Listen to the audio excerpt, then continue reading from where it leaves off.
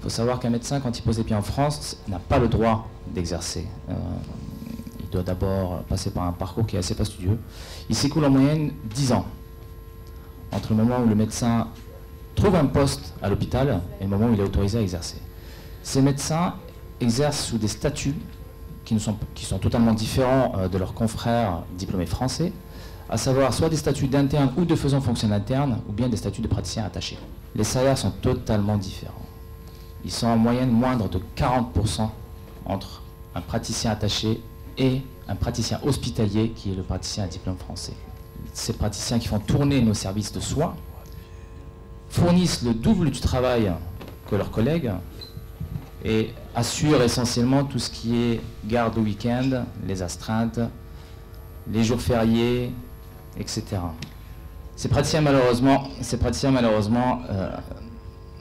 se voient très souvent refuser l'accès aux emplois classiques de praticiens hospitaliers et ils sont obligés de passer des concours avec généralement des postes très restreints, puis par la suite déposer des dossiers devant des commissions d'autorisation d'exercice qui mettent en moyenne entre 8 à 12 mois pour statuer sur leur aptitude.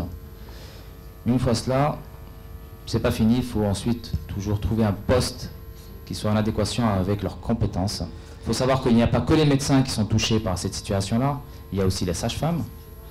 À titre d'exemple, il y a certaines sages-femmes qui sont lauréates de cette procédure depuis 2009 qui à ce jour n'ont toujours pas trouvé de poste parce que leur statut n'existe pas à l'hôpital.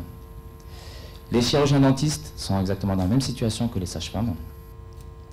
Le syndicat que je représente œuvre essentiellement pour essayer d'intégrer ces praticiens dans notre système de soins, mais surtout on œuvre pour le maintien du niveau d'excellence de la médecine française.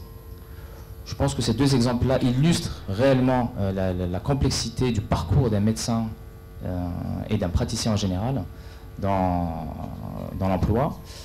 Il faut savoir que c'est totalement différent de ce qui se passe chez nos voisins européens.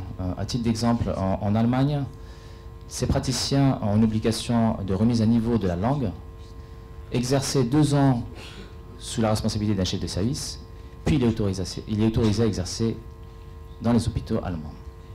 En Suisse, c'est différent. Du moment qu'il est accepté par un chef de service, il est autorisé à exercer. Je pense que ça illustre vraiment les inégalités que peuvent vivre ces praticiens depuis des années et des années et des années en France.